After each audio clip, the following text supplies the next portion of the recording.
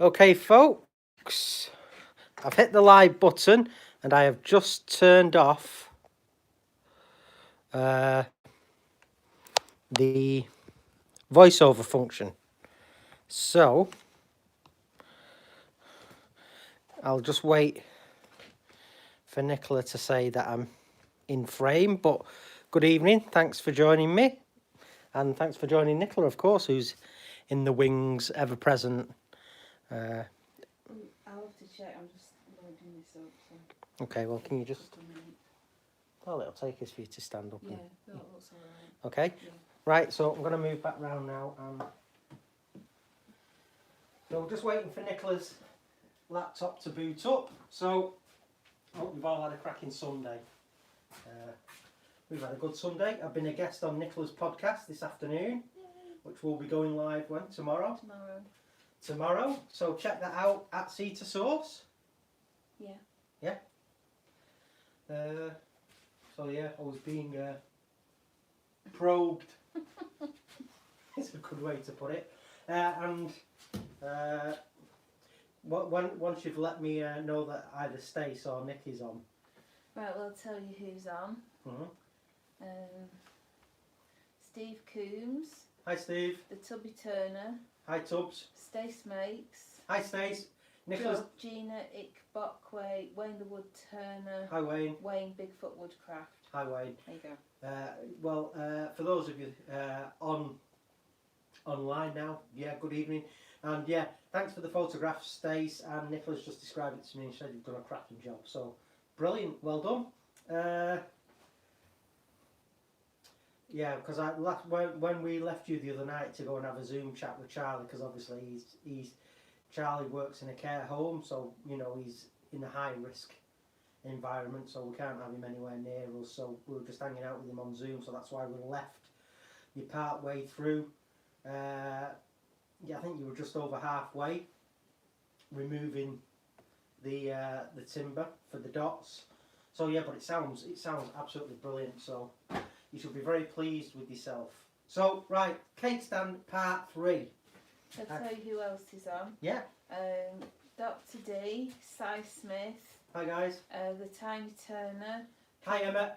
Emma, I'm halfway through the Carver's mallet, which is brilliant, and then I had to stop to make tea.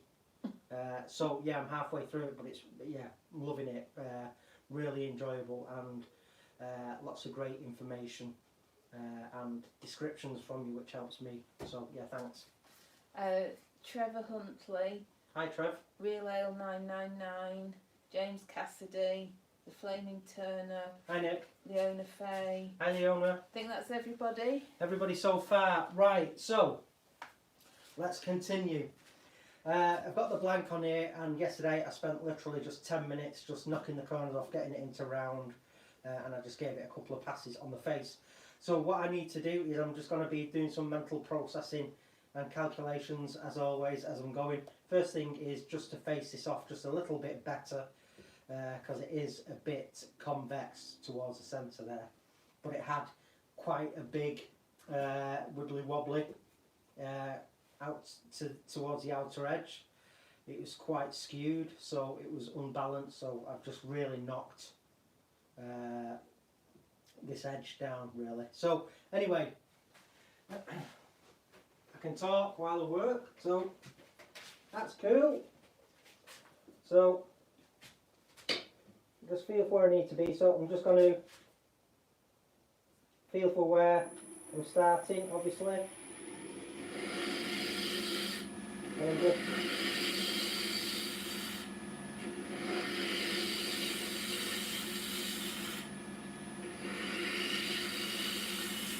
and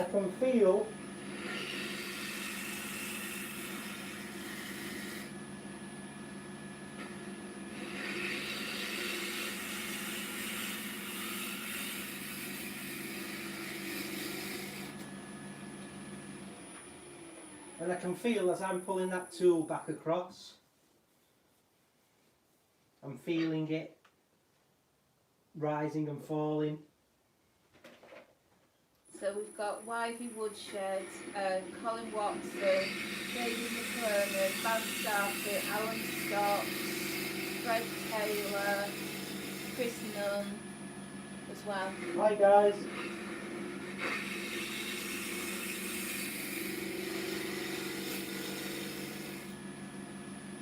So the first cuts that I do are obviously me just getting to feel what's going on, getting a feel for what's going on.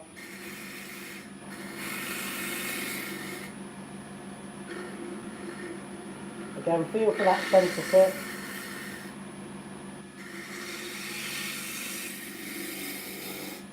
That centre pit can be a bit of a nuisance, but it also gives me a lot of information because I feel straight away a reference point. So there you go. Obviously not getting too bogged down with the quality of this at the moment. I'm just getting my brain in the game, and what I fitted to my SK100 chuck, Axminster chuck, I fitted the smaller SK80 jaws because I don't want what you'd call a full size mortise here, because I have to consider the top of the stem. So I fitted the SK80 jaws. I know what the hole is anyway on the speed sizer, so I'm going to get the speed sizer now.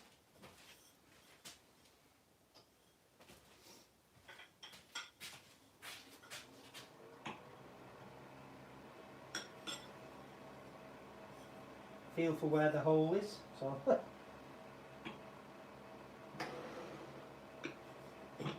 is pretty critical.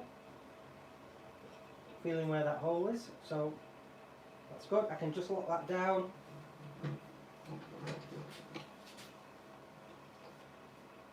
Locate that hole. There it is.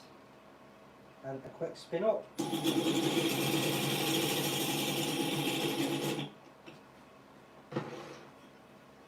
So I hope all of you, your speed sizers are making things easy for you and quicker and safer. So again, big thank you to everyone that's purchased one. So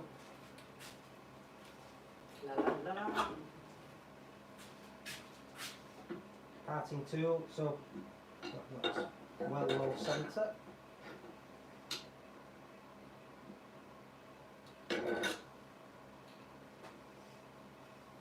So I'm going to turn the speed down now.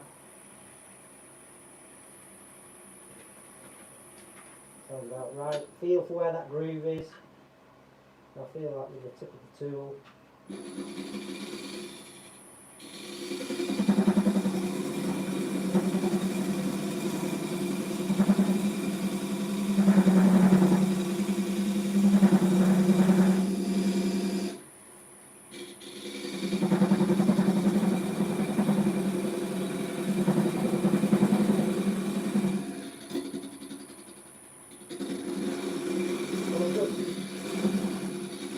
Way across.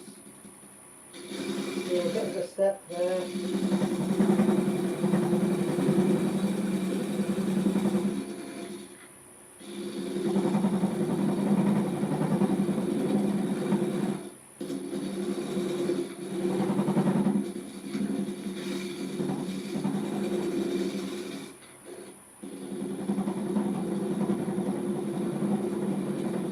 Work the way to the middle.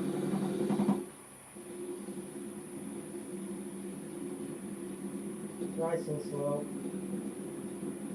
That's spinning very slowly in the centre there. Alistair Clark says he watched a couple of Axminster demos with Colwyn on YouTube. All right, yeah. One was mastering the skew chisel and the other was turning palm wood. Right. Both excellent. Yeah, Colwy's impeccably talented, and we've said before he's you know, one of the few people that actually do the full 5-year apprenticeship at college years ago. And obviously, being involved with Axminster, we've had the pleasure of working alongside him and demonstrating alongside Colwyn, and you know, staying at the same hotel and being at the same meal table. So, Can you explain which holes you use on the speed sizer? it depends what jaw set you've got fitted.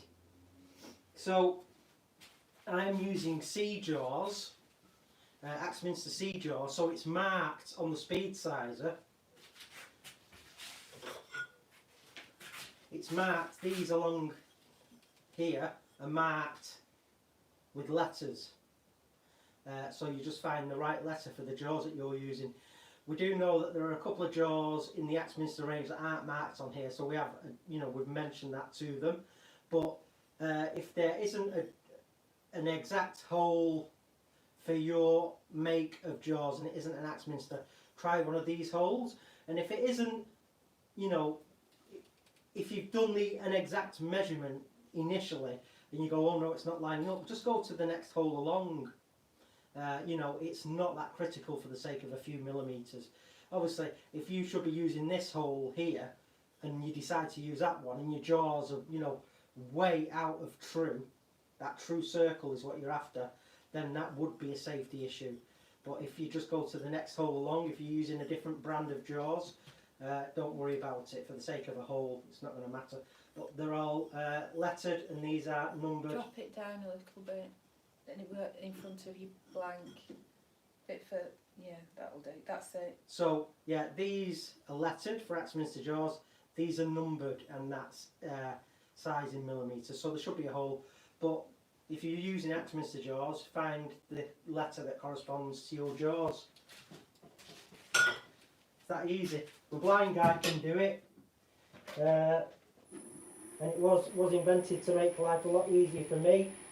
And ergo, you know, you guys. So just got a square carbide cut here now.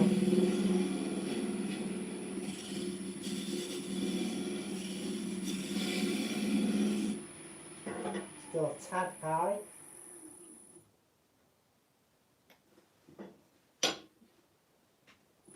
So feel for my position. And then just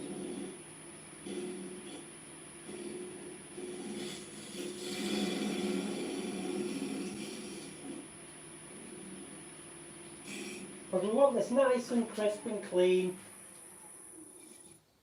So I'm going to drill in the middle with a 25mm Forstner bit. And the reason I went for the smaller jaws is the diameter of the top of the stem is going to be outside of this mortise, which is what I want. If I'd gone bigger, you know, this would have sat inside and it would have worked, but I wanted it to sit outside, and that way I can make sure it's all nice and flat and flush and everything. So that's going to get drilled out there now. This is going to be hidden, obviously, so I don't need to go belts and braces with finishing this, and obviously I don't want to go mad, and I'm going to give this no touching up really as well. I'm going to give it a very quick kiss with just some abrasive, just to make sure there's no sharp things there that I could get a splinter off, and then we'll drill the hole. So all the time I'm doing these ongoing calculations.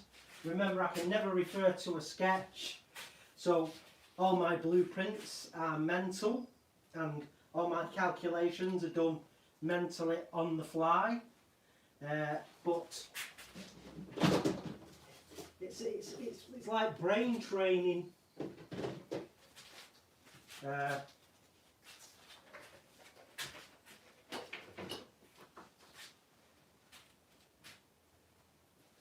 That's for sure, so just hold on a sec. So I'm just literally going to all it's going to have.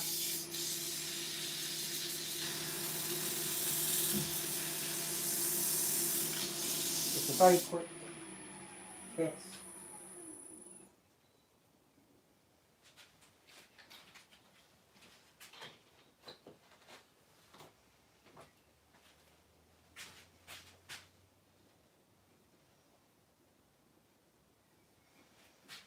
Lovely jubbly. I'm just going to go a little bit deeper. Remember, you never ever want your piece to bottom out on the jaws.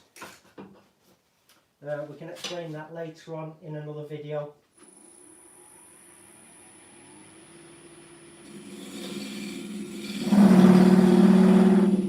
Just going to give this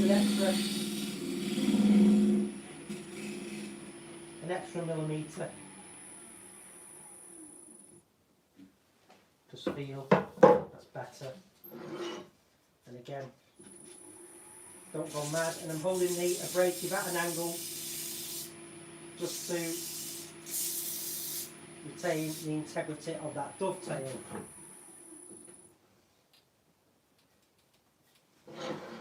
So if I just move that to there, and then I can feel my tail stop. And then I'm going to quickly eject the live centre and put the Jacob's chuck in, which has already got my Forstner bit attached.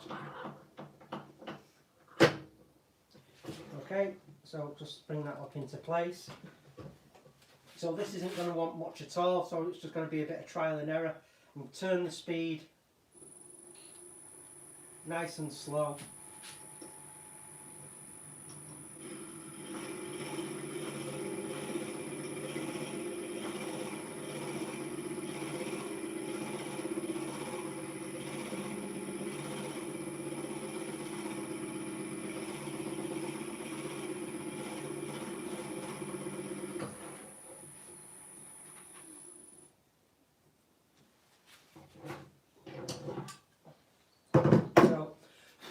Let's try that.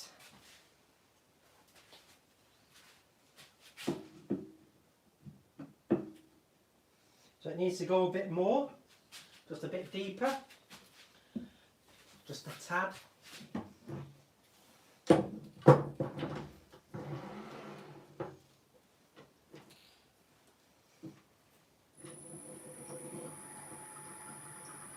So just advance that until I feel it and hear it biting. So we're just taking our time here, feeling what's going on.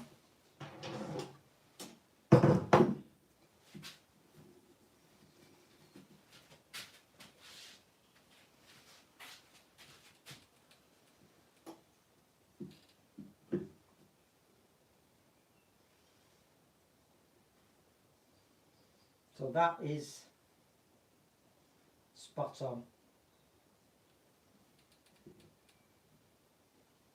So you can see where we're going now, folks. So what I need to do now is just carefully get my scratch awl. This is where it can get a bit all fingers and thumbs. So I am going to just come out a bit.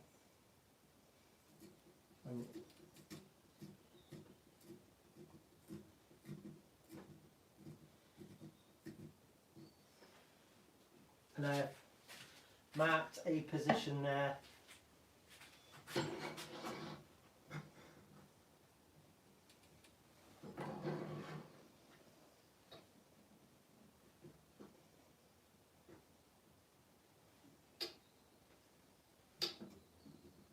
That's it. That's it. I know where it is now, so I can use my feel that with my finger, come out a little bit. I'm just going to use my parting tool now.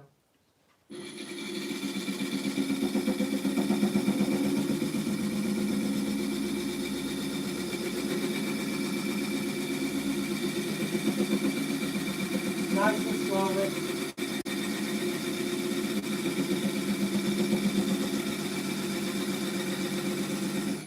don't want much, just a suggestion of a mark there.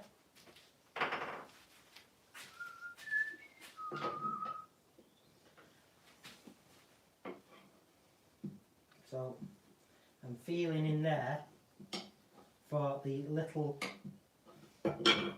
mark left by the point, the brad point of the Forstner bit. So if I'm in there like that, okay. So let's put the face shield back on.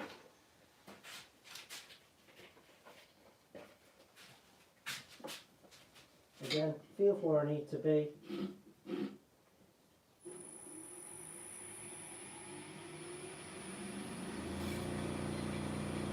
Back it down a bit.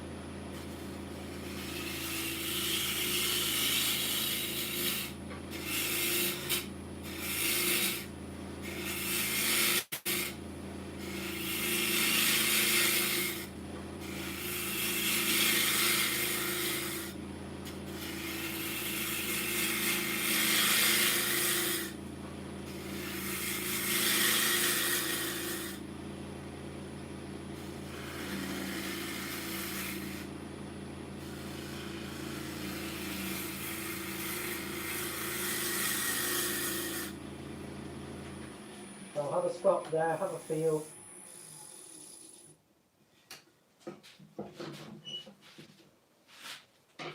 Come around this side now.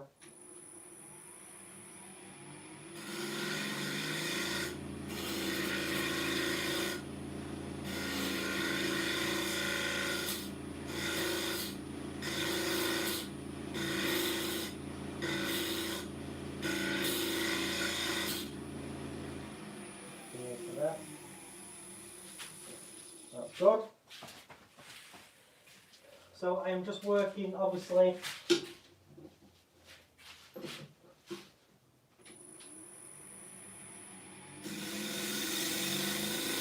so move to different cows now.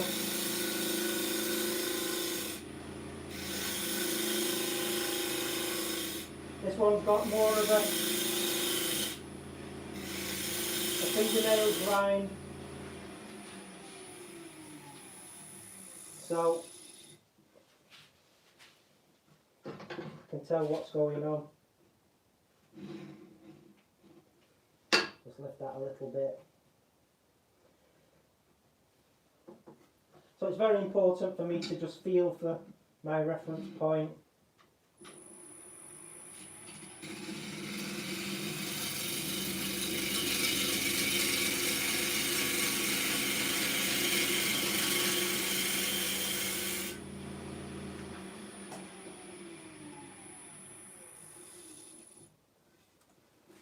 I feel where I need to be.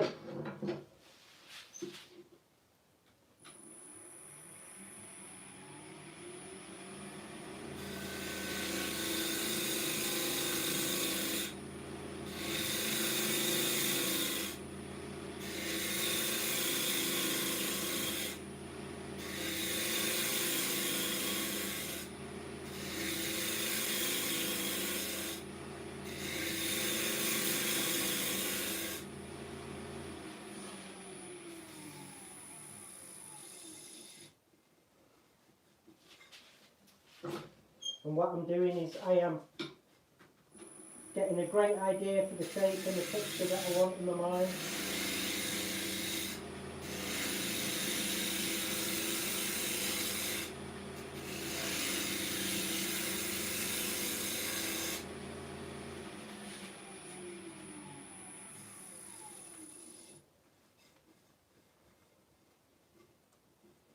That's feeling good.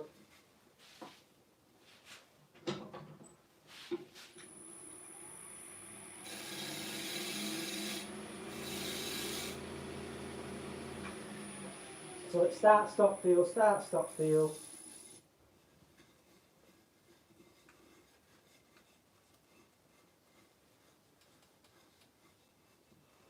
That's coming on lovely. So I'll just move this tool rest around a bit now.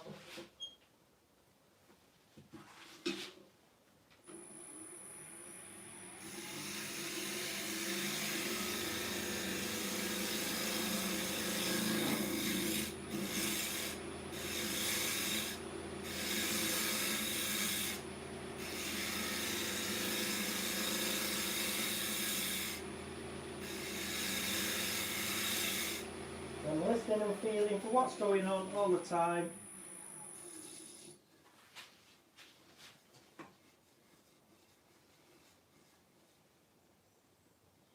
Which is very good.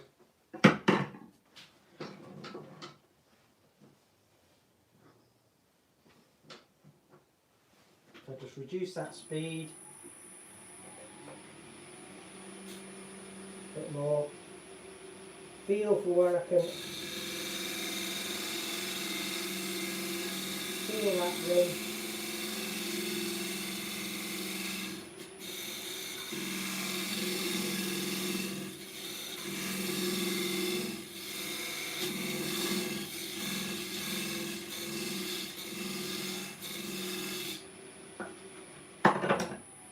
So just giving this a clean, crisp edge, tidying that up, and then again, let's just feel for that.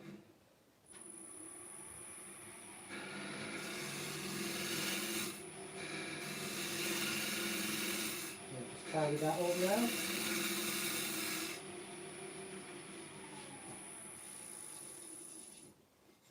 And if the piece has got a bit of rotation, I know I'm feeling up here.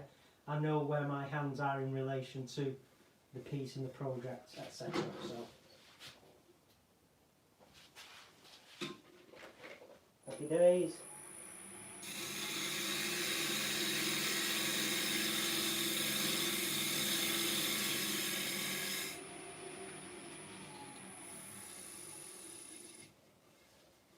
Cool. And what I've got a little bit of a radius here, a little bit of a transition, and that's going to act as a mental sensory reference point for the power carving, which is good.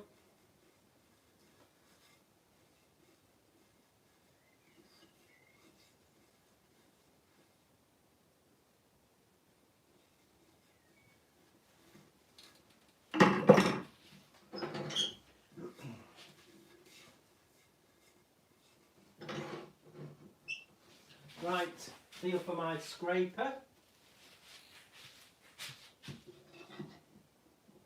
Again, use that centre point in there for a reference.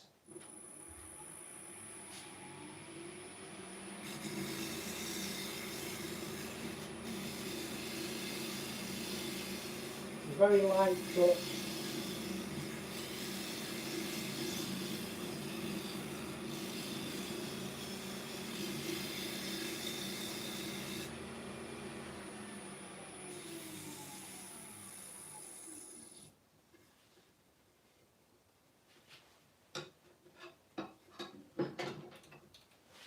And just give this a very gentle kiss.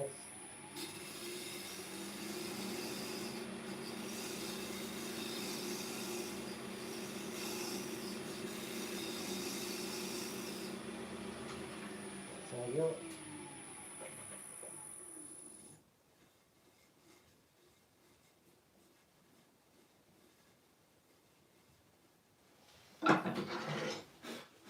So again, let's just have another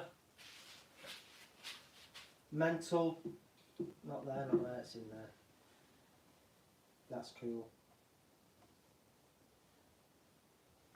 So hopefully there you could see what it's going to hopefully start morphing into. So really all I'm concerned at the minute is giving this area a bit of a kiss with the abrasive, and this area, this is going to be power carved. So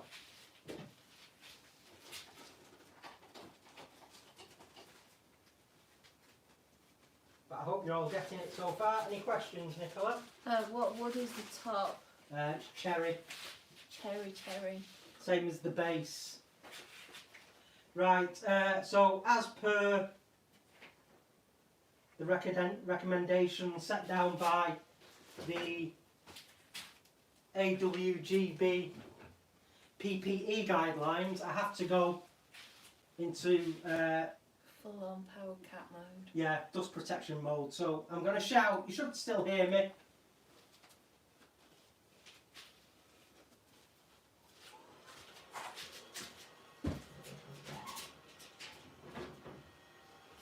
Any demonstrators that are demonstrating live and have been approved as live demonstrators have to adhere to the health and safety rules. So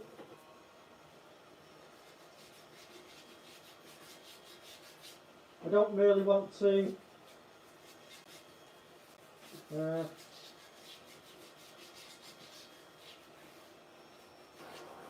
what's the phrase I'm looking for? Give them any reason to regret their decision. Let's say that.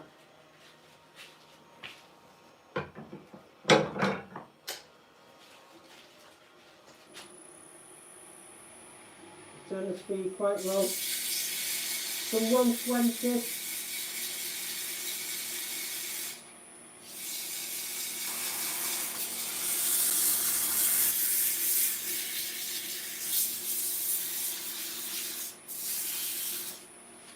Feel for that stop. Make sure that's nice and settled.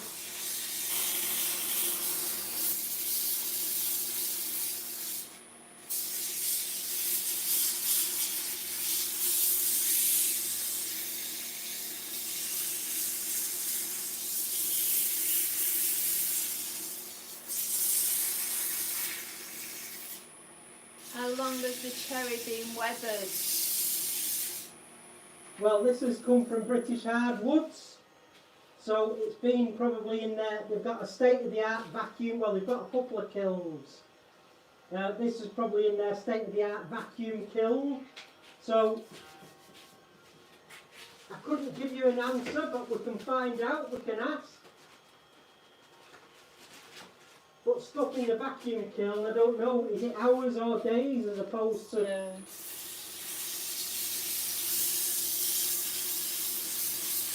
It's definitely a shorter time frame.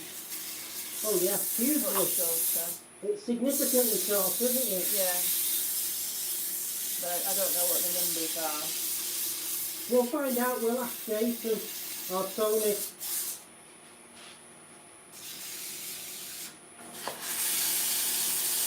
So I'm just feeling with my fingers here.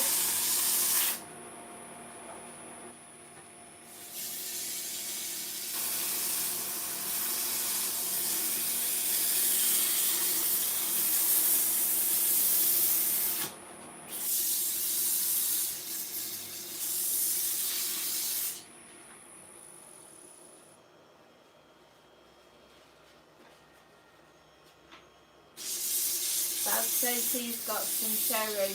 He'll probably make a candle holder and do a bit of airbrushing and texturing. Okay, He yeah. wants the Merlin bit.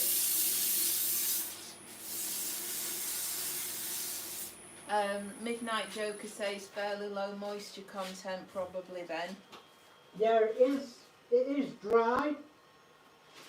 But I'm guessing that because it's a state-of-the-art kiln, it'll get its moisture content bob on, probably programmable, and it'll have sensors and detectors. I mean, they'll have spent a fortune on it.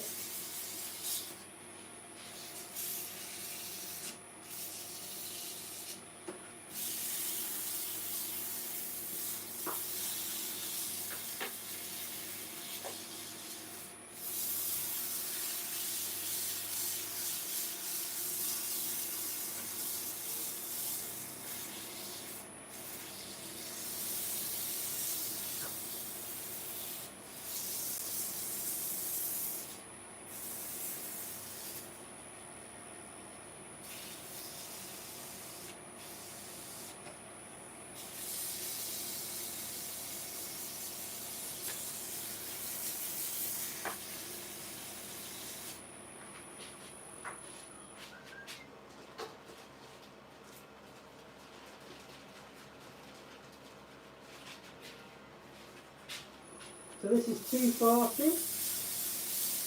I said this is 240. That's good. Okay then.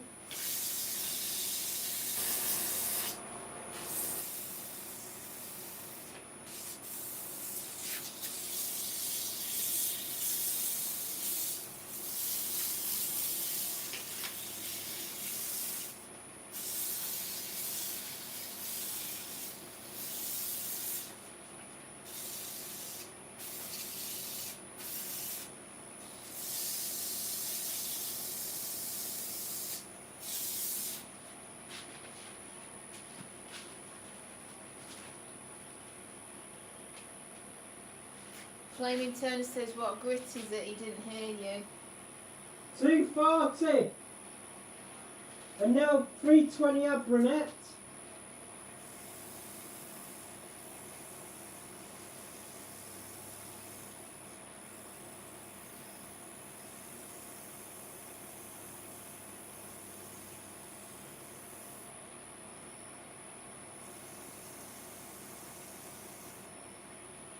$400 Abronet. Helps if I hold it the right way around.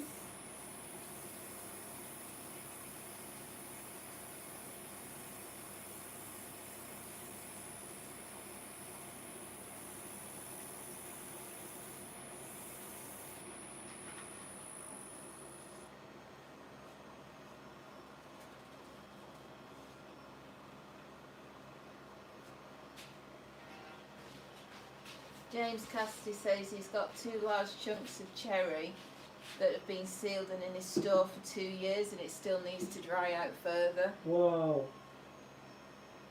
Depends where it is, of course.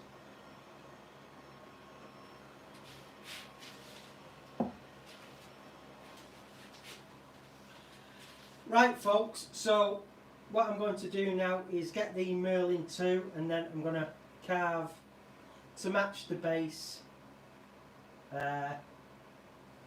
some flutes in here. So I am going to disconnect the lathe for safety and get the Merlin 2.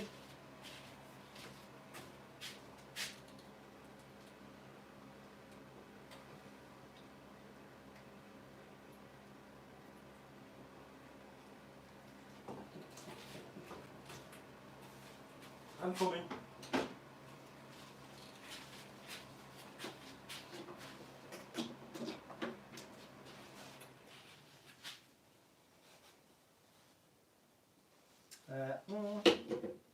So any questions just while I make a quick adjustment? Dr. D says he's got to leave us now, so enjoy the evening and I'll say good night to all. Alright Dave, love to Torva. I sent you a box, So that's David, Dr. D in Denmark. Yeah, Jutland, Denmark. So I'm just feeling that medieval candle stick that I did the other week. I used this to do some fluting. So I just moved the safety guard around 90 degrees, but remember, if you buy one of these and you remove that safety guard, they won't honour your warranty. So it's imperative, if you own one of these, you never remove the safety guard. Just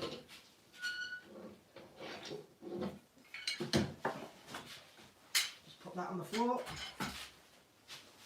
Right. So I'm just going to come really to this, get the spindle lock. So that's locked. Let's just check that's on. Turn that speed down. Right, so I'm going to come roughly 12 o'clock position.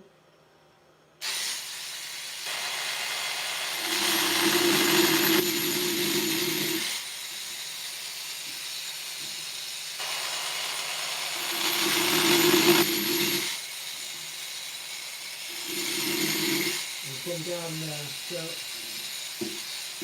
go around through these quarter past.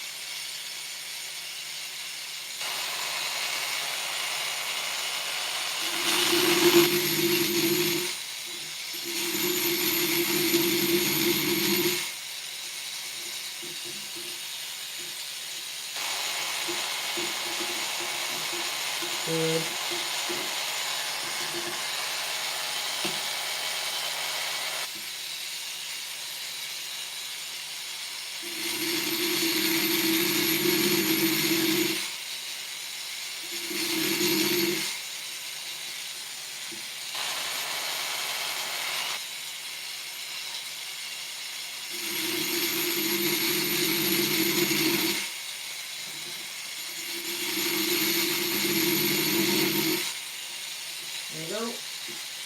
So if I just try and set that now.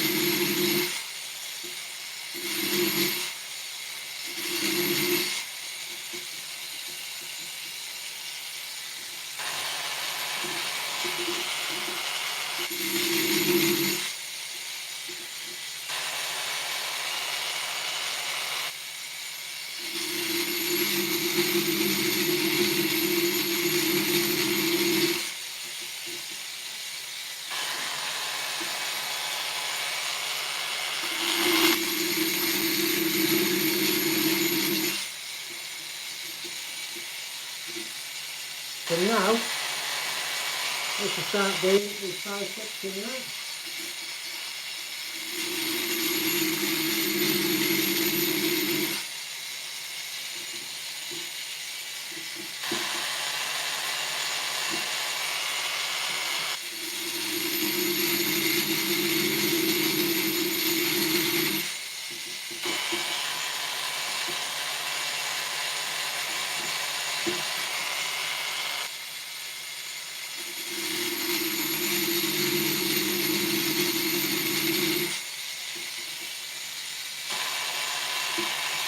Just do it like that.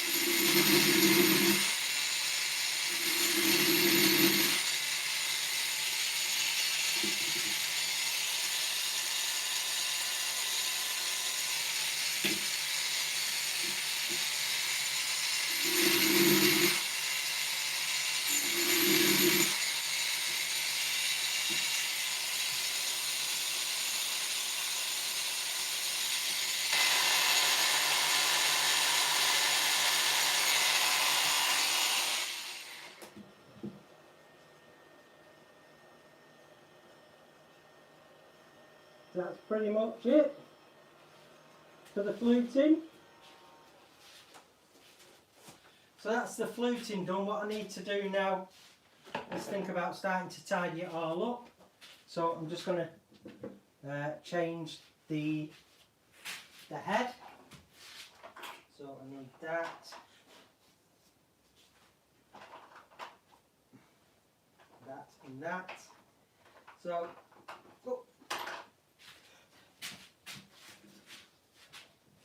So yeah, just by working around the points of the compass in my head,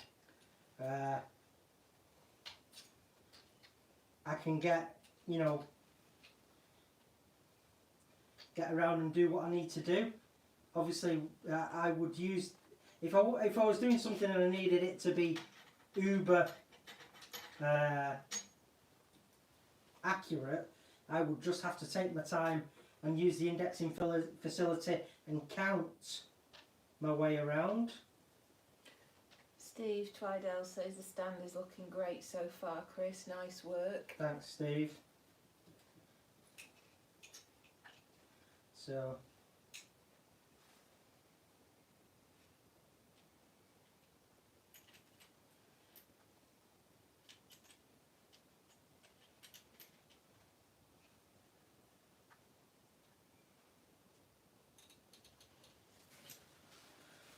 that's good. Let's just check that that's on. And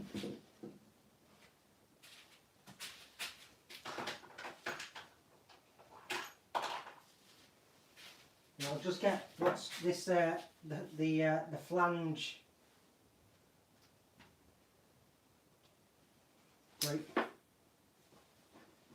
Great word.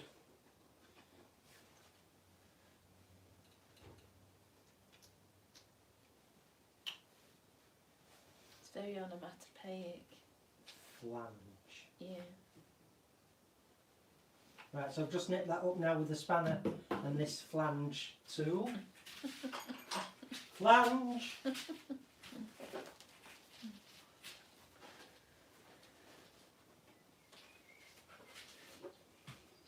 So, just take that spindle lock off.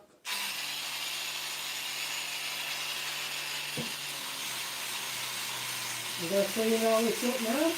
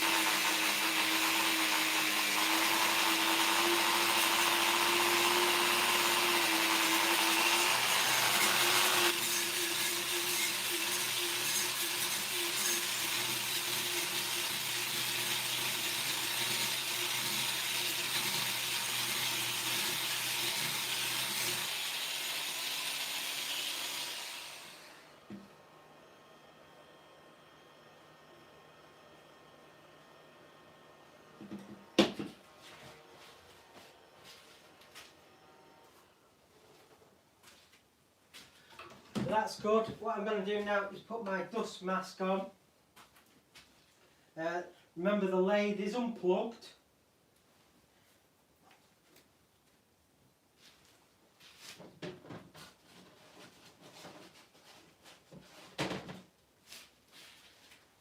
So I'm just going to do some hand fettling. Do like a bit of hand fettling.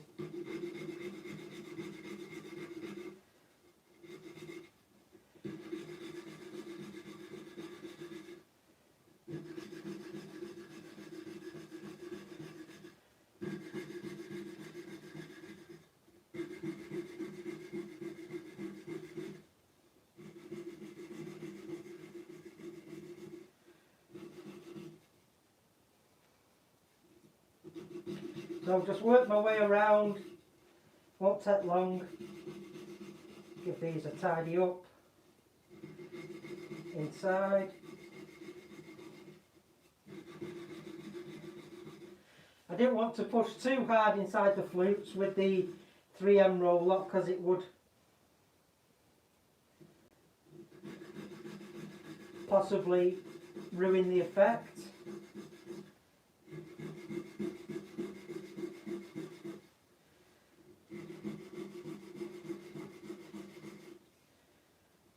Did you get the zip sorted on your smock? It's a work in process. We got the zip off, but I broke it in the process. Yeah, I got one of these things I've seen advertised where you can repair a broken zip with a kind of clip-on pull-up thing, but it was the zip's too tough really, it didn't do anything. So my cousin Sally, she's a seamstress. Well, part-time, she's an accountant, but she's very good and she's got her own little hobby business called Sewn by Sally. So she said she'll put a new zip in it for me. So that's pretty good. So it's in progress. Thanks for asking though.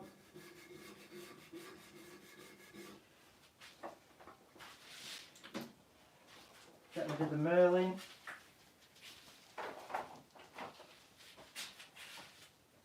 Plug the lathe back in.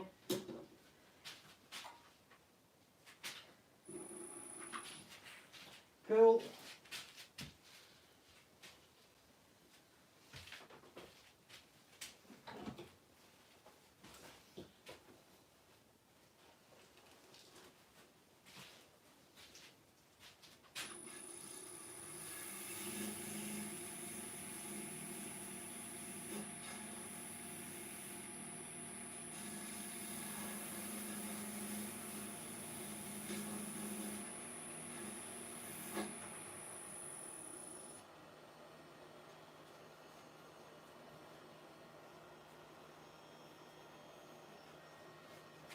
Wonderful.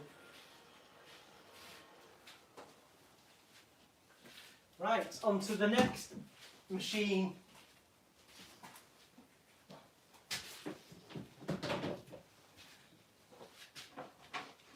So, got the percussive engraver. So, again, I'm going to unplug the lathe. We're back at the dentist. We are back at the dentist indeed. So, obviously what I need to do now is feel.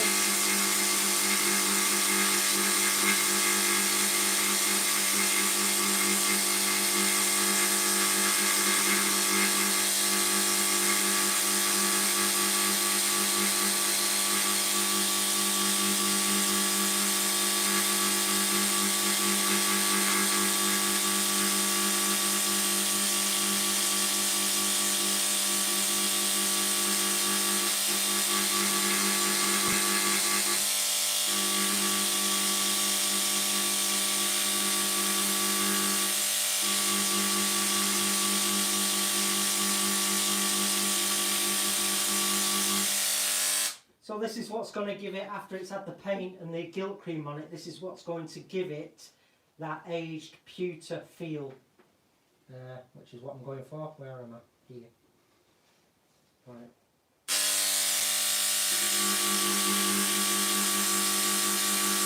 So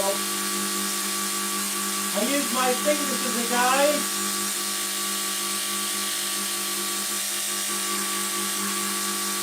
It doesn't hurt if I hit them.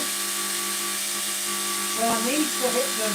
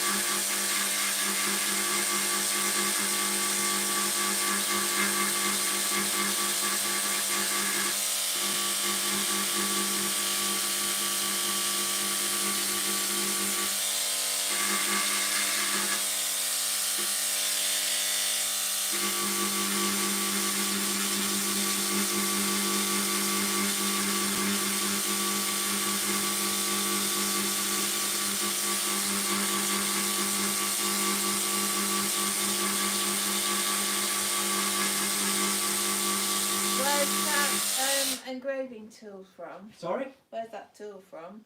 Amazonia. Amazonia.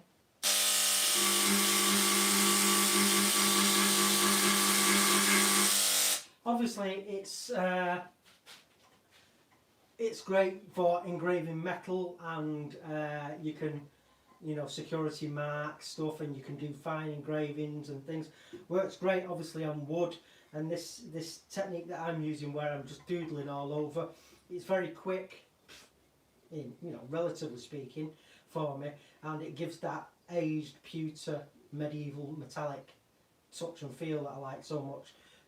But yeah, same as anything, you can get a, you know, a good little budget price one like this, 30 quid ish, or go into the hundreds, I suppose.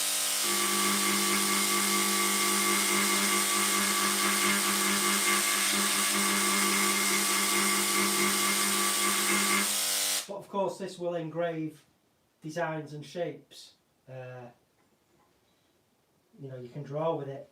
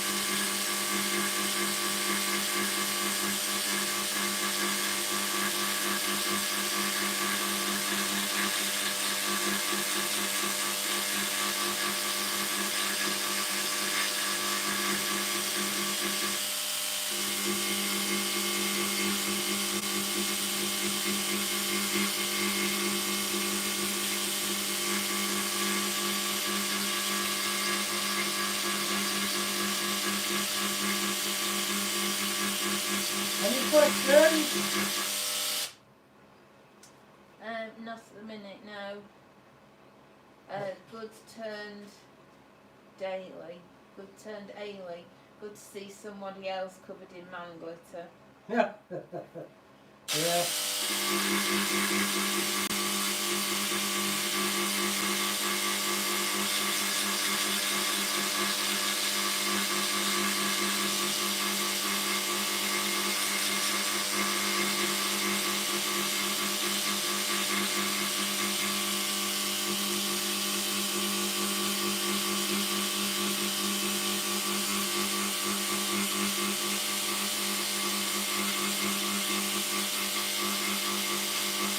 We're nearly there now.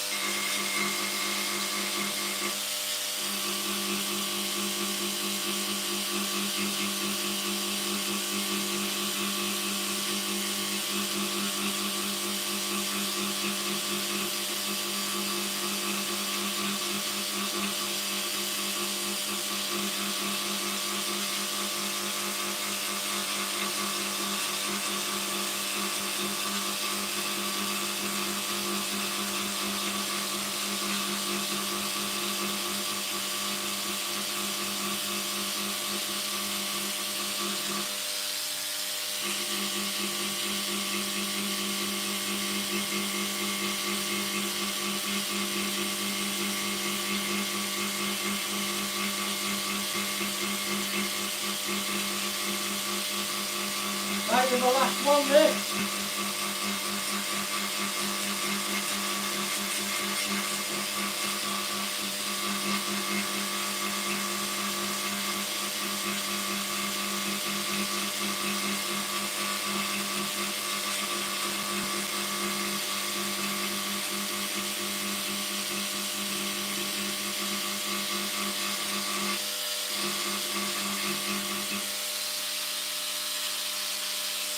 Yeah, it's the last one.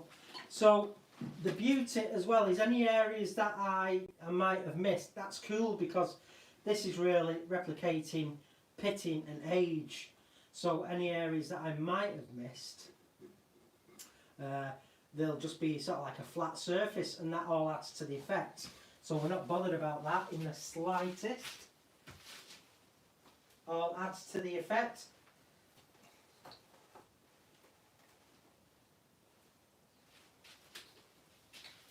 The whole randomness of Mother Nature. So let's just...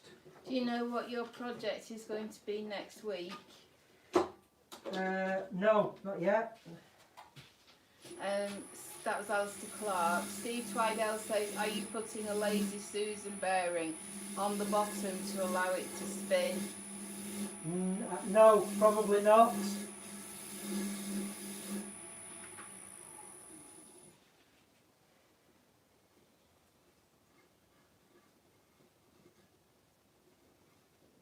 Cool.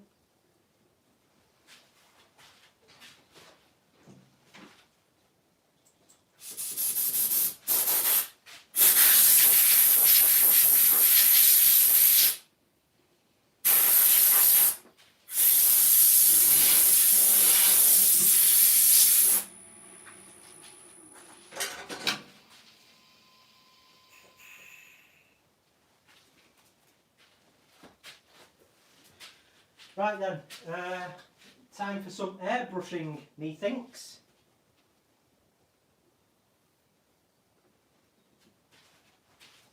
Which is always a good thing. Never a bad thing getting your airbrush out. So we'll get down some colour. The black base colour.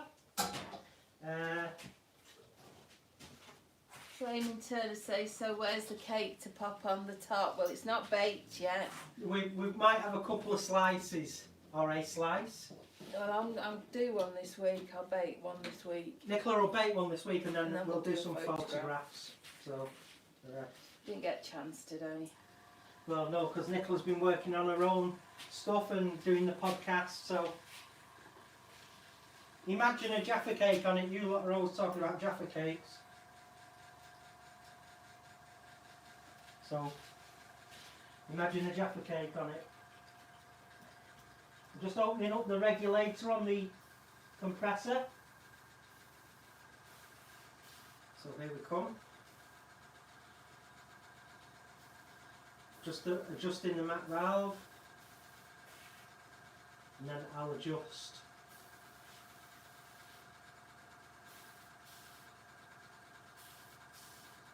how far the trigger is pulled back, so that's good. Again, just hold it very gingerly in that vise.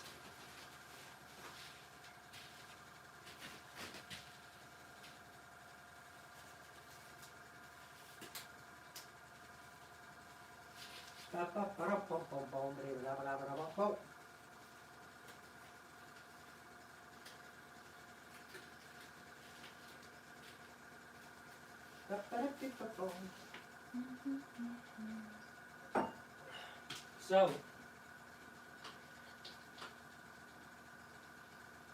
remember, black stain. Just get my pipette. Here.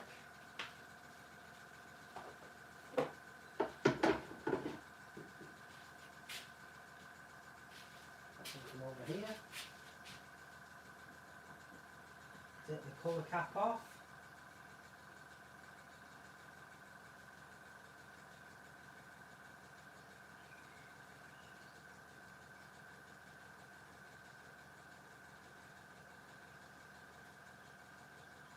That can live in there. Compressor's turned itself off.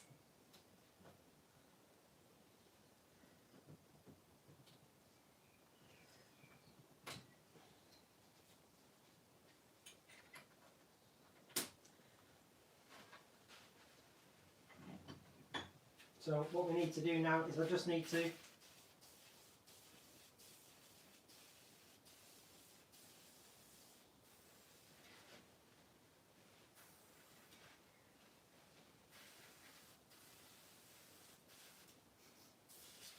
okay, that sounds better. Get a bit of protection out from the bedways. So this is going to be spinning slowly, and what I'll do again, I'll listen for the sound getting to the edges, and that's how I work out where I am. So I can just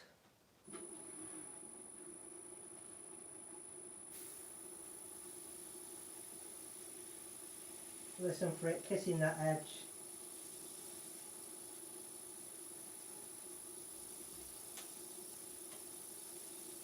And I can hear the sound fluttering in the flutes.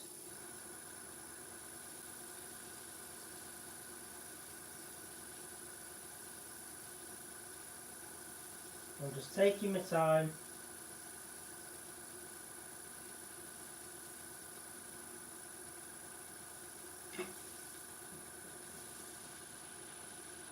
Just open that valve up a bit more.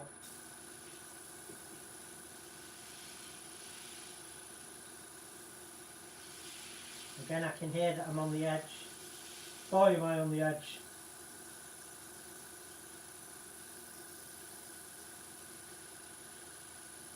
You don't want to go too fast, otherwise you'll just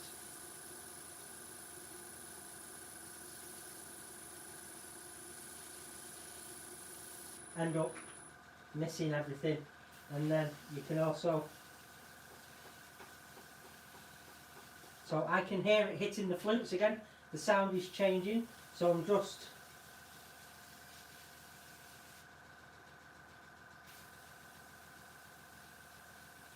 fogging some in them flutes. So just, as always, relying heavily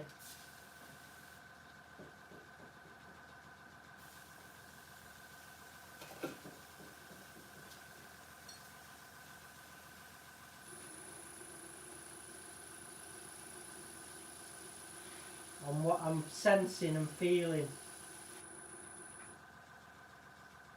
think Emma must have mentioned you, mentioned your live feed. Thanks, Emma.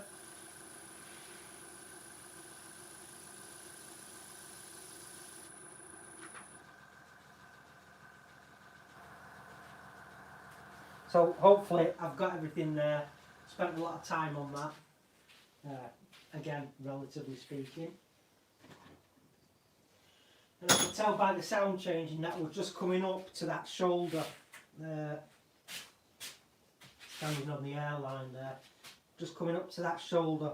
But I can just give that a kiss with some abrasive because I've probably got some overspray on it. I'll be surprised. I mean, I was working just off my hearing, so oh, it's not bad. It's only just kissed it. That's not bad at all for just listening. But yes, I will just give that a quick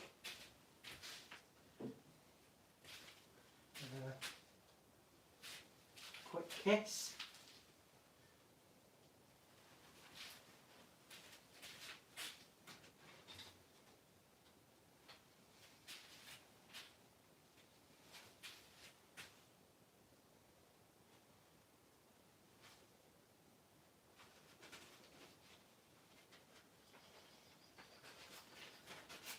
Piece of 240 Abranet here.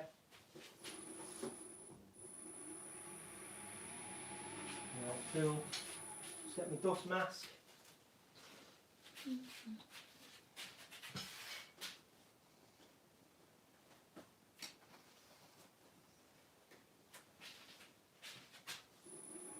Feel for where I need to be.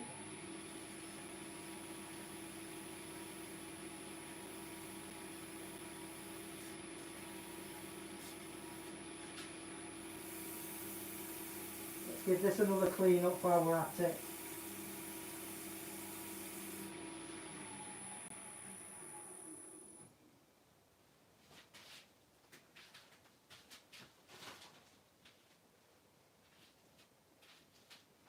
Feels like the 320.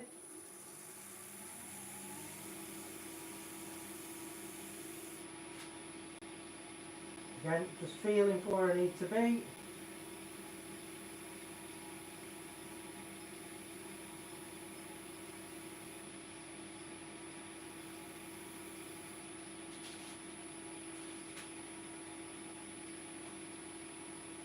The 400.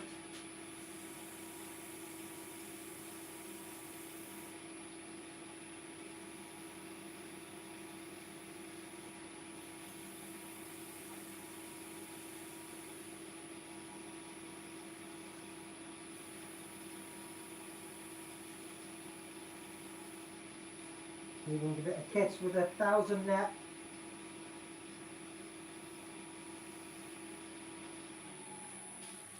Give it a kiss with 1,000 Nyweb. So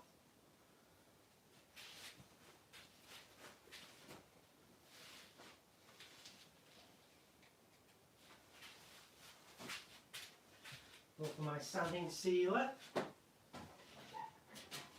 Friction polish. Because I've just sanded that up to 400 and then give it a kiss with 1,000. I'm not going to Yorkshire grit it anyway, just in case there is some gluing up and things. Well, there is some gluing up to be done, but I'll just get some sanding sealer on this.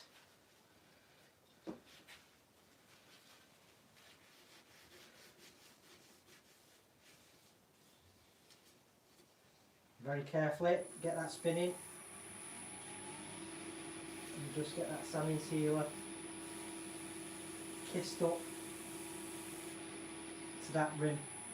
Sometimes while the lathe is spinning, it's easy for me to feel and work along more accurately. Sometimes.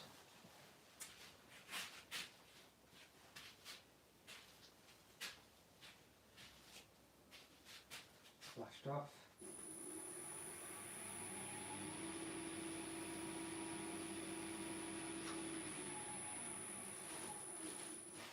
Some more on. Get some more on. Calling myself a moron.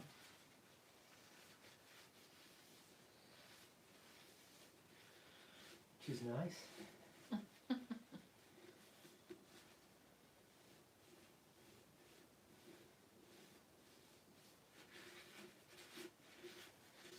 Let's get some sanding sealer in that. I mean, it's just to stop the dust really. But I'm not getting anything in that mortise.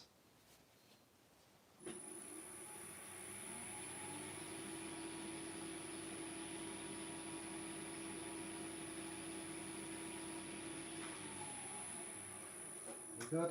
Get some friction polish on.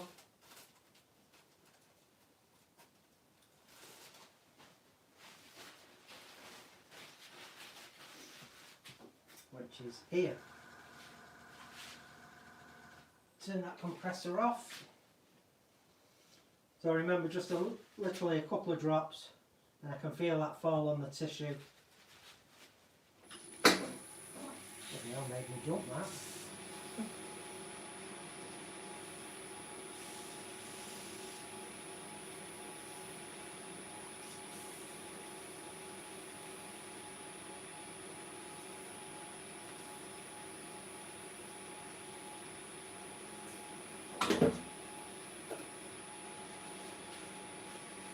I don't know what it is, but someone's just settling over there. I think it's your... Is it the holes for the yeah, dust extraction? yeah. Again. Polish on there.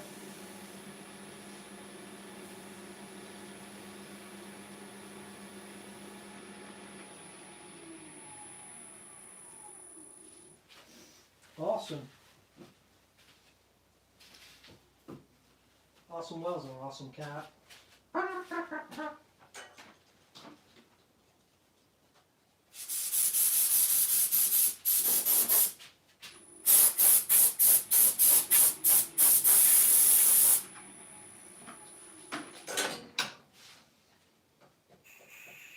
Happy days. Right then.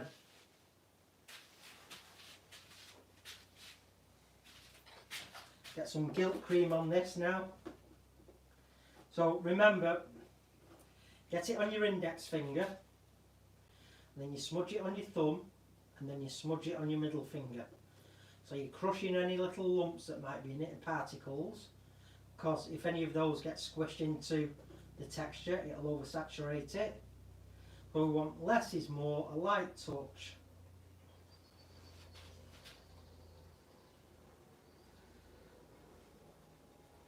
And then it's just a process of feeling your way along, adding the silver,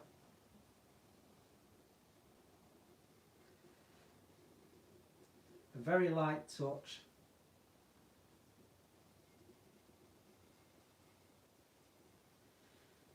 and letting my routine and process and the hours of practice hopefully pull off yet another success.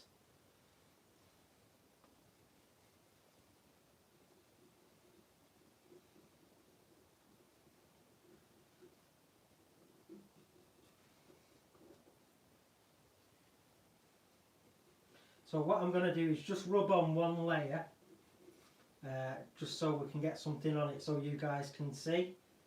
And then I'll probably apply some more tomorrow, but we want to get it turned and finished and everything.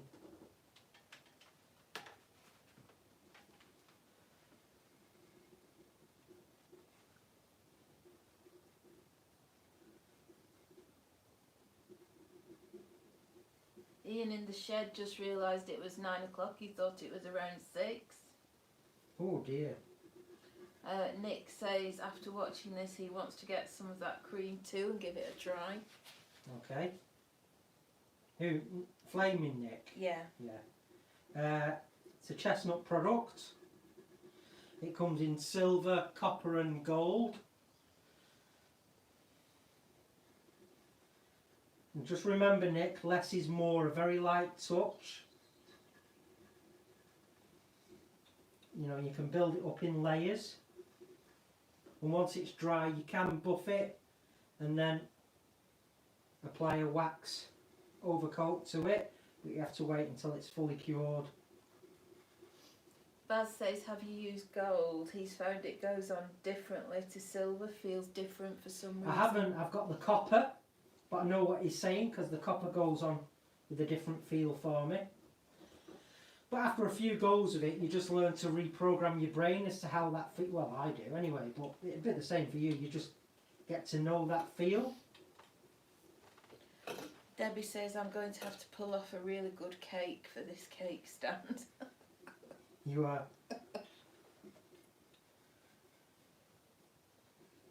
Gotta pull out all the culinary and baking.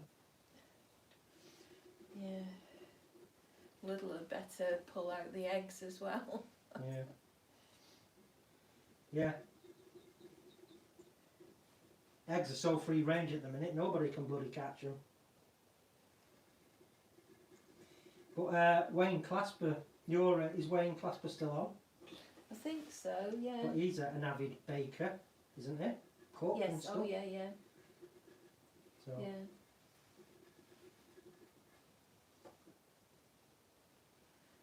Baz says he's struggling with the gold, but it takes well to the grain on thermo. Thermo. Not Thanks, Steve Coombs. Very kind of you. What? 56 people watching, only 37 have given the thumbs up. Flaming Turner says he's good with less is more. It's Stace that he's got to watch out. Oh, right, okay.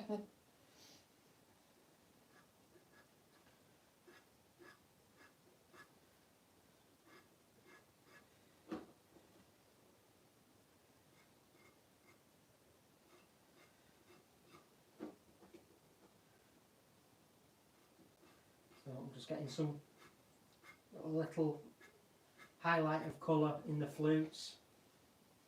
Again, I'll probably give this a second coat tomorrow. And I can tell when I've been all the way around because it's got that waxy, guilty feel inside the flutes. And obviously what I need to do now is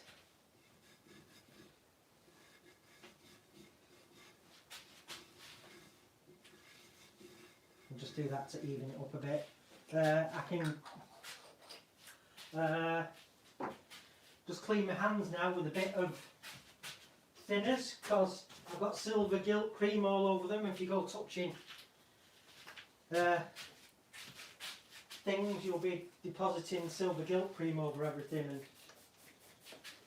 not always the great look. Wayne's still there. Make a cake stand, Wayne, and then bake a cake.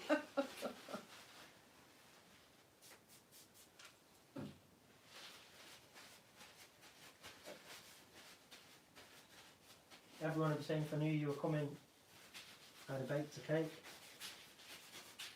Right, so let's just offer this up now. So I hope you're getting that.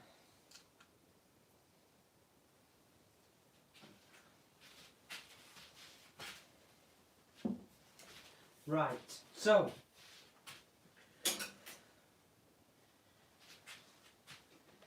let's not that one. I'm just going to unlock the faceplate from the spindle.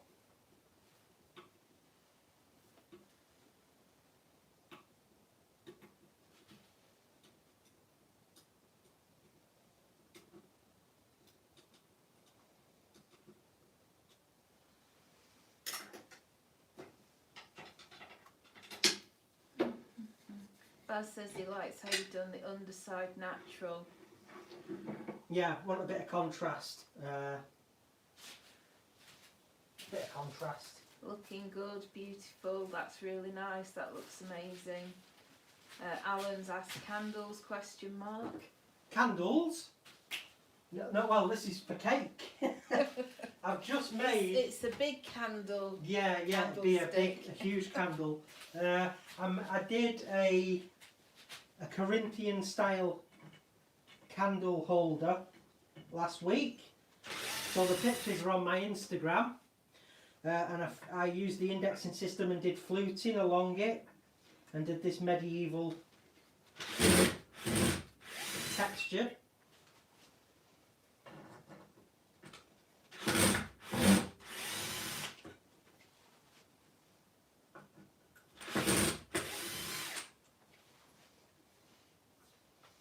I was going to say that sounded a bit fast. I've still got it set on drill.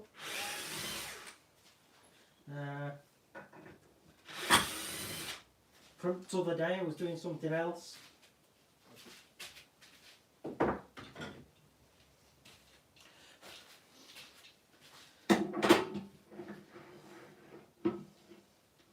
So let's just lock that spindle down a bit. Sorry, lock the chuck down on the spindle a bit. Very good. Bit of tissue, give these jaws a clean.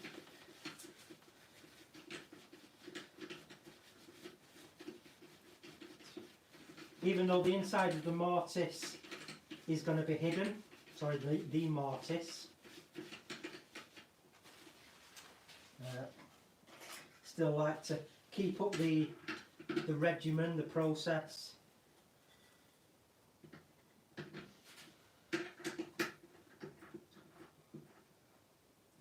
So the jaws have opened up only a little bit there. We've not bottomed out. It's nice and safe and secure. Remember, these are basics. These are the essentials of getting work mounted to the lathe safely and permanently until you say it's time to come off. Just these little things that you adhere to. And obviously, you know, with being, you know, a demonstrating professional woodturner, you know, you have to be on your game, because if you're out in the wide world doing demos at clubs and shows, you cannot be letting any of this, you know, with swathes of people around you watching, you know, you cannot have people watching what you're up to. Sorry, possibly being endangered while they're watching what you're up to.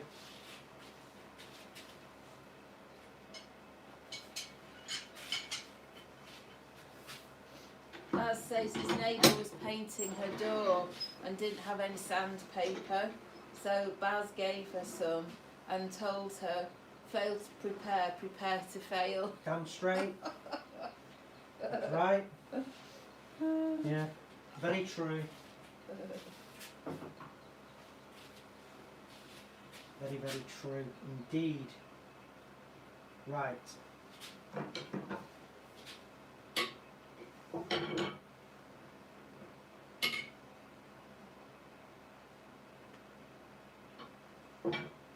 Face off.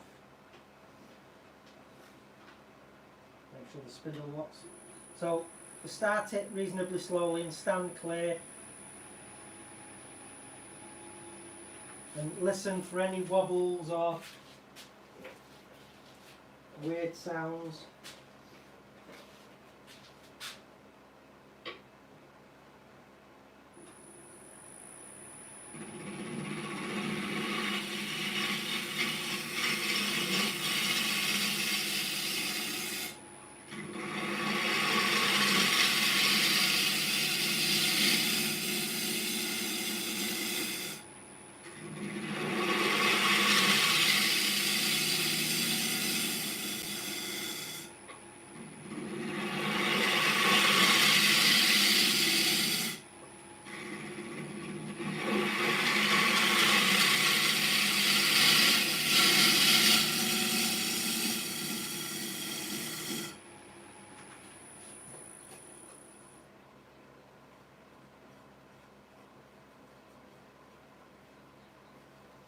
Cool.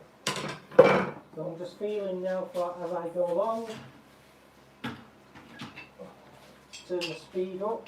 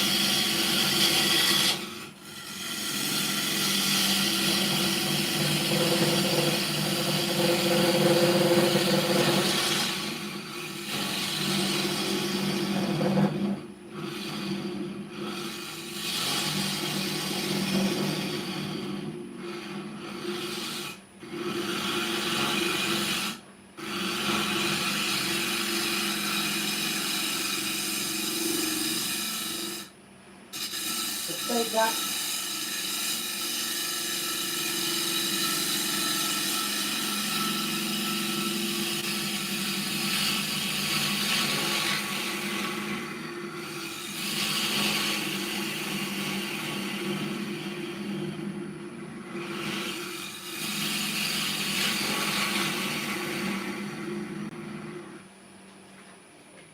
Obviously we want a lip. Stop the cake coming off.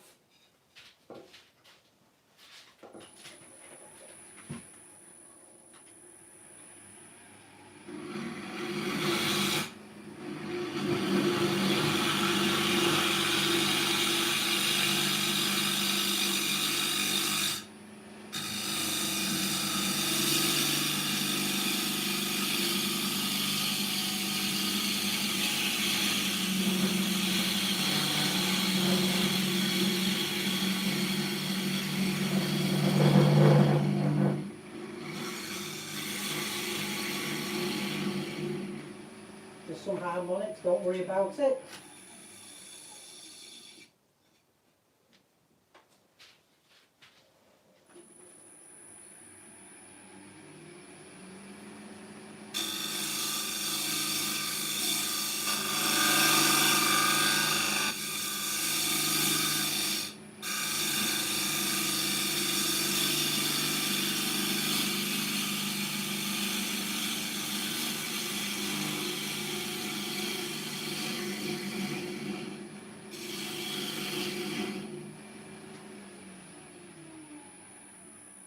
Don't wind that until it's stopped.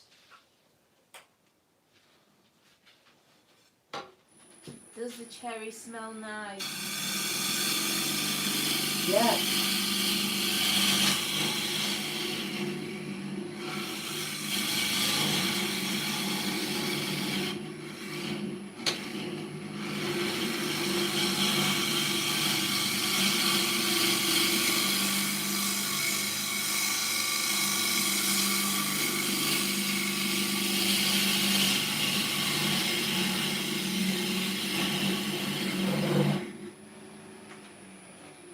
It does. Very nice. Leave that tool resting a little bit now.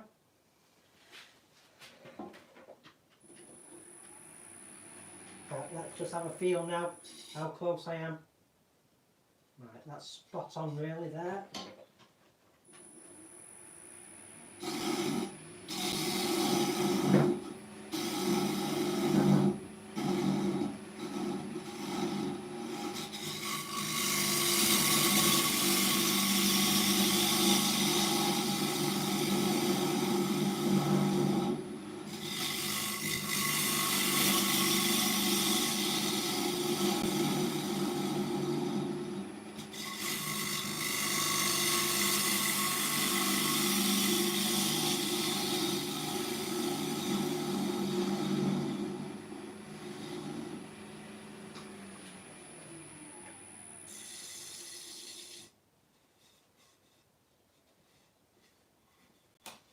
Right. It's cool.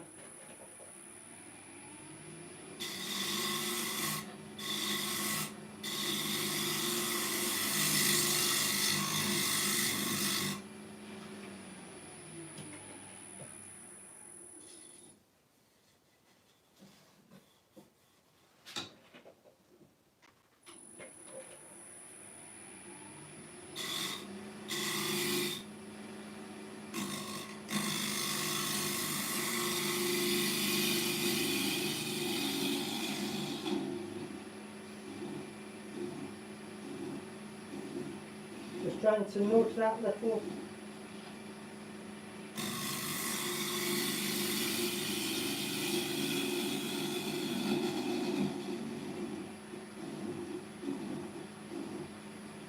Let's just lift that to arrest the tab.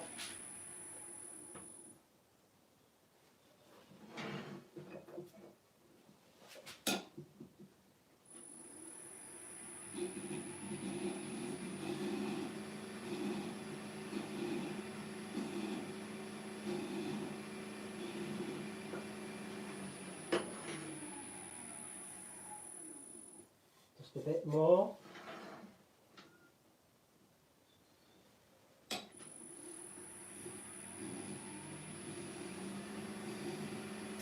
Have you ever turned a koya? For what? A koya? A koya? No, I haven't. Is it nice to turn? Baz is asking that question. No. No, Baz.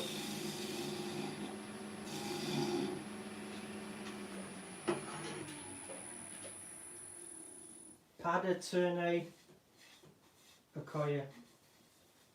Pal. Unfortunately.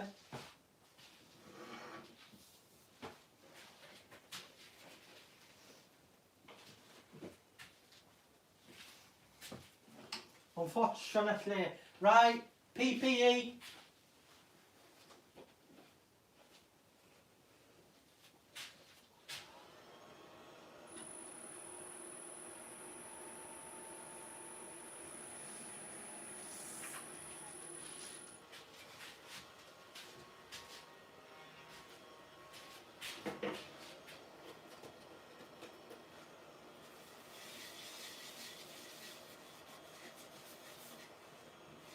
Some sanding wax.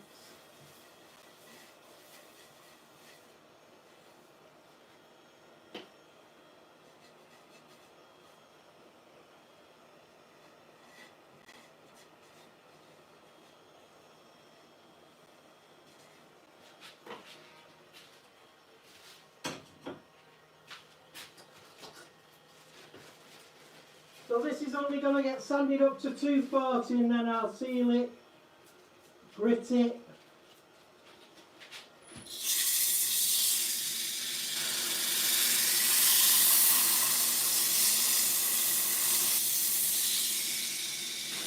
Then polish it. Remember that sharp edge?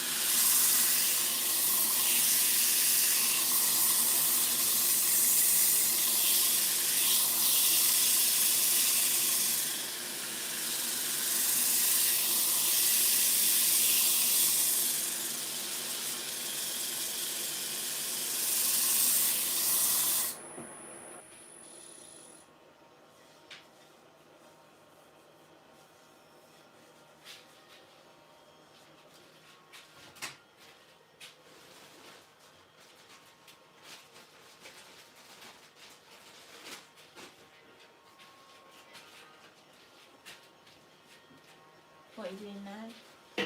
I am sanding with 120 and then 180 then 240.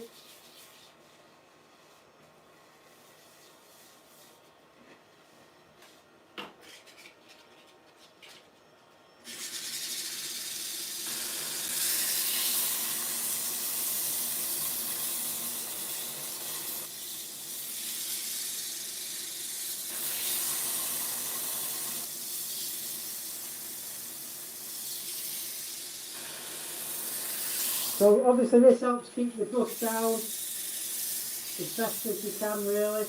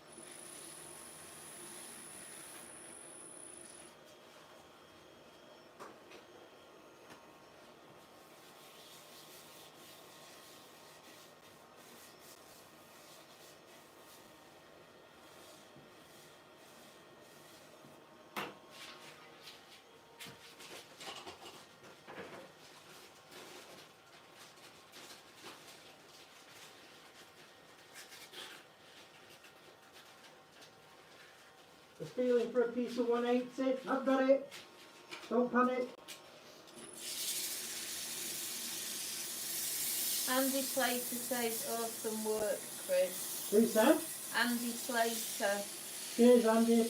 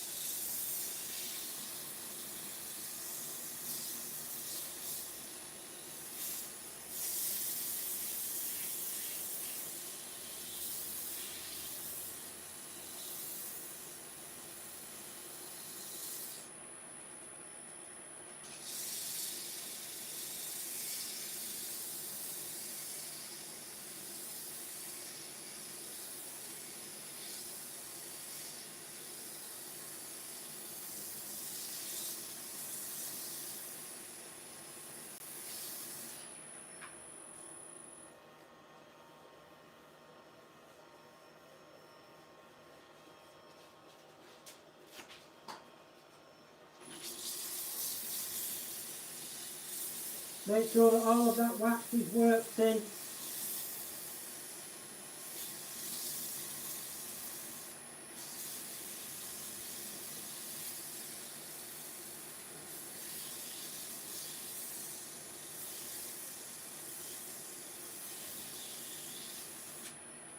Is that an oil that you're sanding with? Doug Mill is asking. Well, it's beeswax and mineral oil.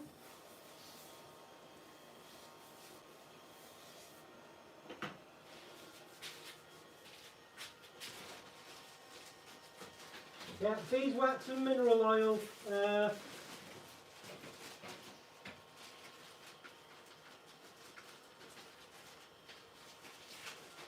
It's actually got a little bit of lavender oil in it as well, this one. So it smells amazing.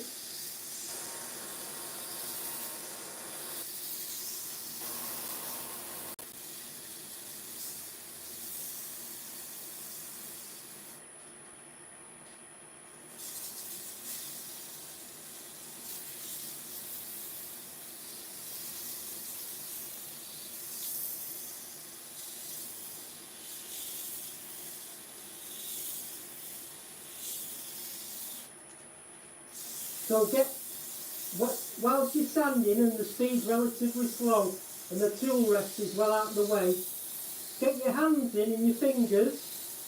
Make sure obviously that you've got nothing loose or dangly. And get in there and feel what's going on.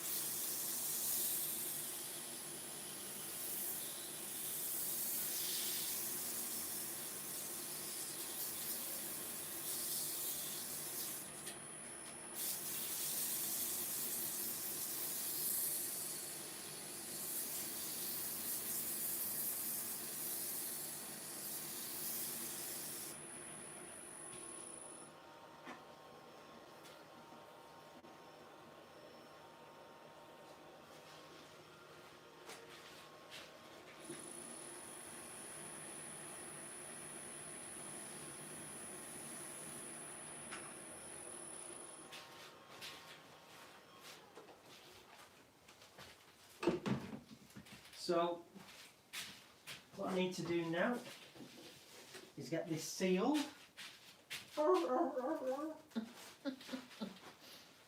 Sorry. Gratuitous humour. Oops.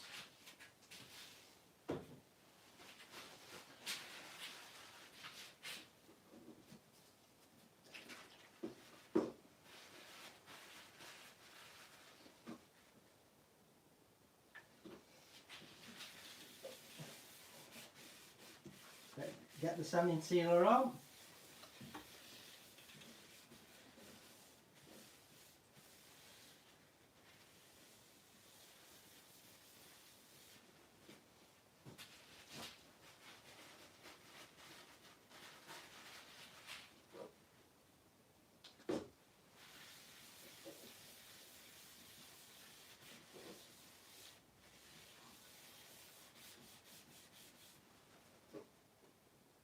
Soaking it up like a sponge.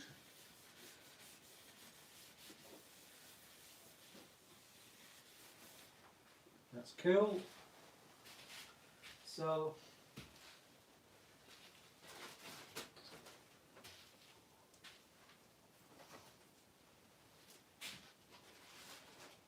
I'll flash off in a second, which it has. Raise the grain.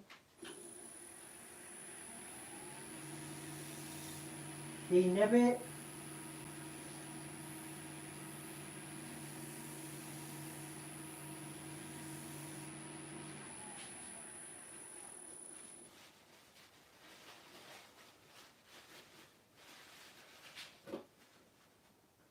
Second coat.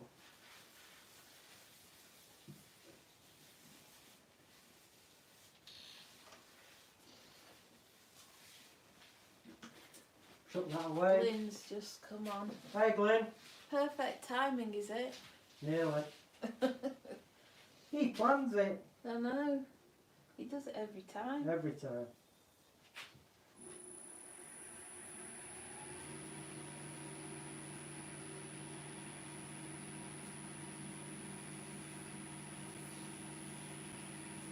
Every time.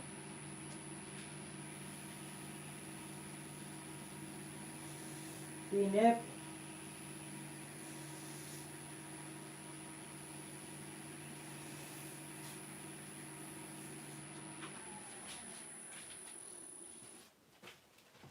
Every time. Right.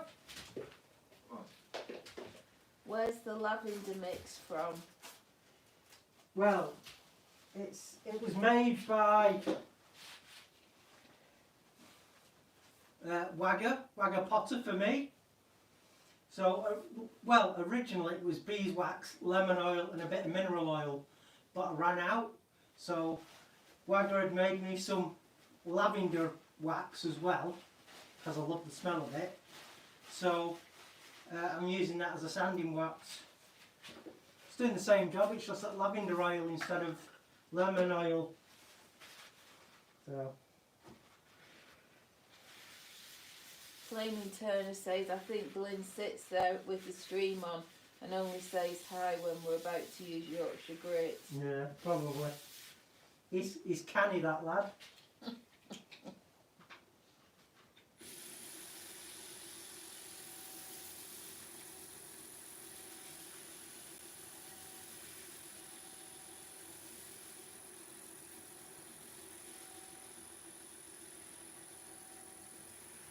So you know the story with this. Put it on with the lathe stopped, and then start with a slower speed and get it well worked in. Gradually increasing the speed and moving to a clean part of tissue.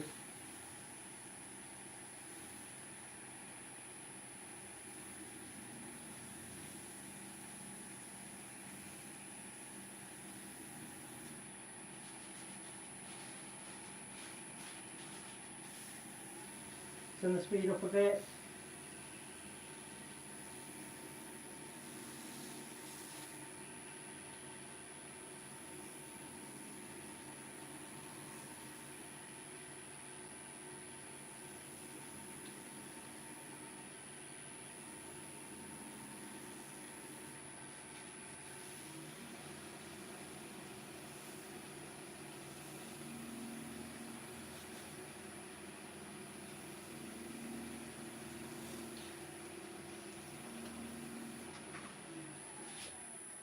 Get rid of the original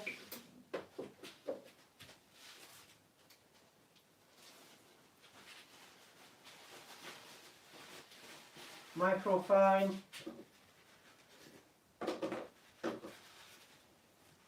Doug Miller says he's got to jump off for a bit. We'll be back to see the finish later. Okay, well it's only going to be about 5 minutes till I'm finished, but I'll be here for a bit more just talking.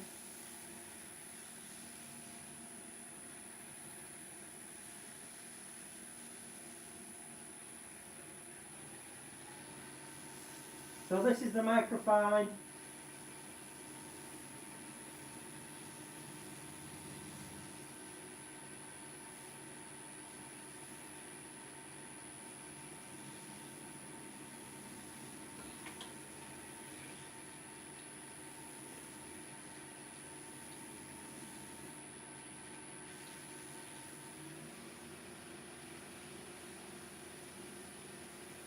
Turn the speed up.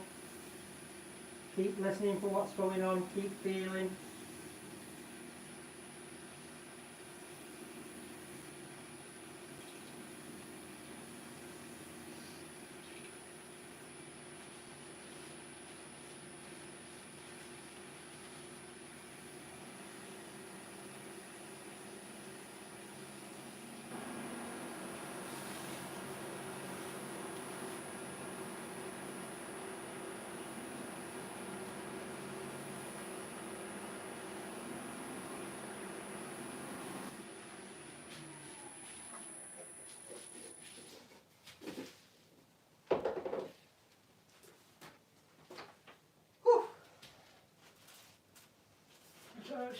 It's warm. And now for the friction polish, the pièce, the resistance. Again, just a few drops. Just let it sit on the tissue for a moment. Set the speed relatively high, just gentle pressure at first. Otherwise, things can stick or grip.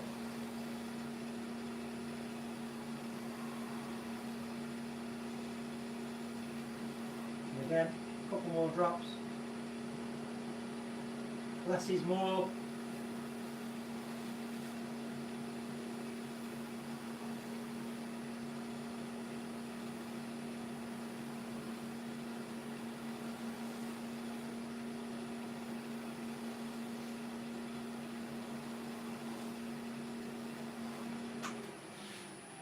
Whack that off.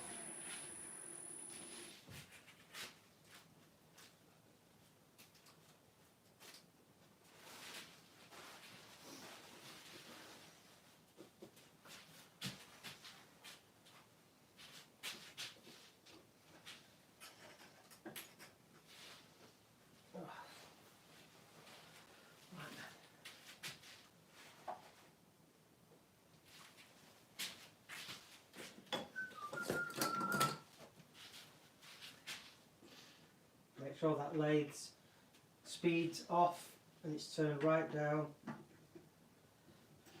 Midnight Joker's had to go. He said he'll watch the finish later. Looking good so far, Chris. Dr. D's back. Have you had any mishaps along the way? Lol. So, are they getting that, Nicola? Yeah. So, I'll do the glue up tomorrow, obviously. But that's for Nicola. The first of anything I ever do is for Nicola. Nicola does like to bake, although that wouldn't take a huge cake, but I'm sure it'll look great with some cupcakes on there. Yeah. But that's Nicola's. Just come and rearrange the camera then. That's Nicola's medieval cake stand. So yeah, I'll just wait till she's. Sorry, I'm just doing the assault course Oh, no. over here first. Then I can just dip it down a bit so you can see the whole of it. Remember you twist it lefty loosey and then. Righty tighty. Right, that's about as good as I want to get for now. So obviously. Well, I've just moved it now, so Right. come forward in front. That's better. That's it. So you've got the cherry base on top. Everybody likes it. You're getting lots of nice comments. And then it was a cedar stem that I'd stained with a bit of rosewood stain. Well, that sits on there lovely. Get some glue on that. I took the liberty of doing the glue up on that the other day.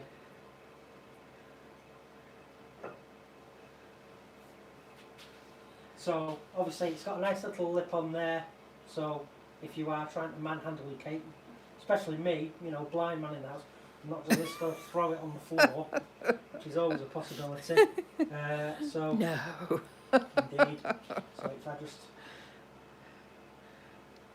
Yeah, I've just moved the camera. let me just go loose on this, and then I can follow you around. There you go. so there you go. Hope you like it. Medieval cake stand, medieval inspired, with the textured pewter effect. So that's it. Yeah, give a cake stand a try. Lots of fun. If I'd have done that, you know, without recording it, I'd have done it in a couple of days.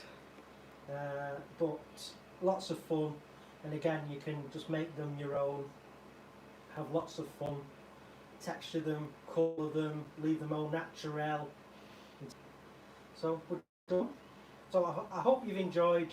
Oh, yeah, I hope you've enjoyed seeing me do this. I've really enjoyed it. It's been a lot of fun, and yeah, going to be ashamed to throw a load of icing and crumbs and stuff on it, but We'll put something on it, I think. Thank you very much, Emma. Yeah, I'll listen to the and yeah, I'll text you tomorrow.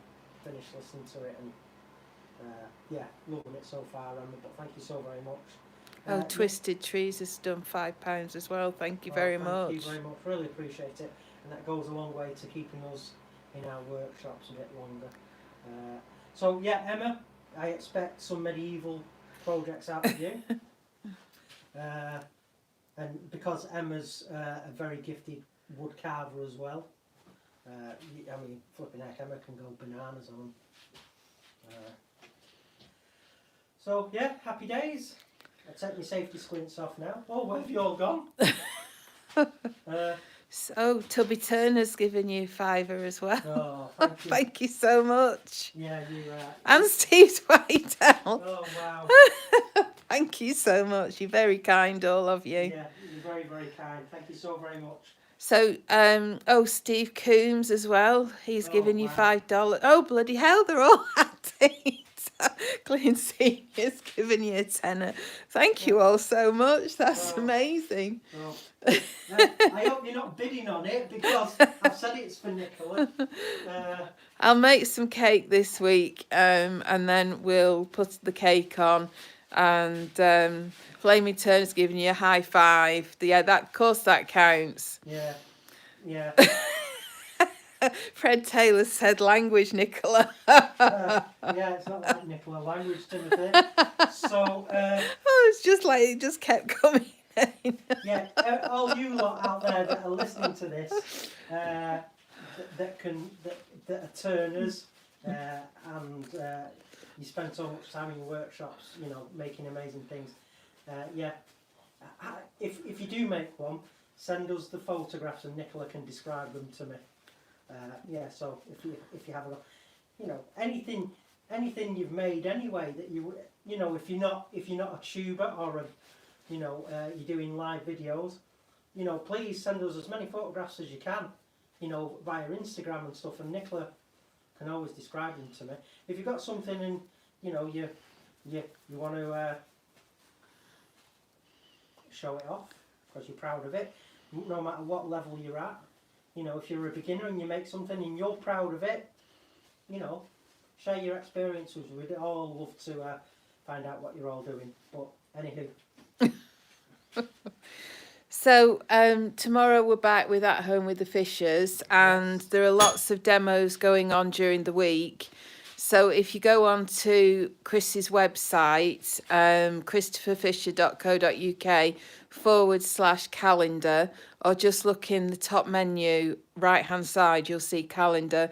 It's got a list of everybody who's doing demos this week live. Mm-hmm. So there's Wayne the Woodturner, there's Stace Makes, there's Maple Tree Studios, there's Martin, Flaming Turner. So everybody that I know of who's told me, Emma, Tiny Turner, yeah, they're all on there. So check them out. And then Bespoke, he's been doing the rounds. yeah, you can catch up with them. I'm sure I've missed some, but they're all on the calendar anyway. Yeah, and if there's no one doing anything on a particular day, you can guarantee Nick's doing something. He seems to be on every day, Nick. Yeah, and Emma is doing lives, isn't she? Emma's doing live. Yeah, I'm not sure what day, Glenn, without just looking at the calendar, but if you have a look on Chris's website, there's a calendar button at the top right on the menu bar, and they're all on there. So what I'm doing is just getting a very quick whiz of.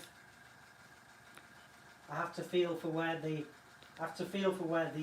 hole is, otherwise I'll spray thinners into my face.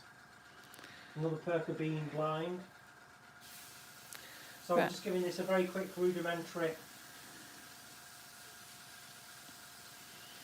flush through.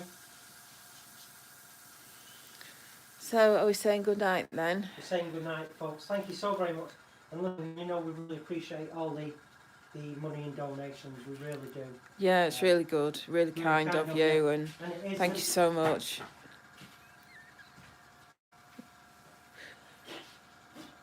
Don't mind me. Yeah, he's just wandering about now. It's alright. My head's just in a different mode at the minute.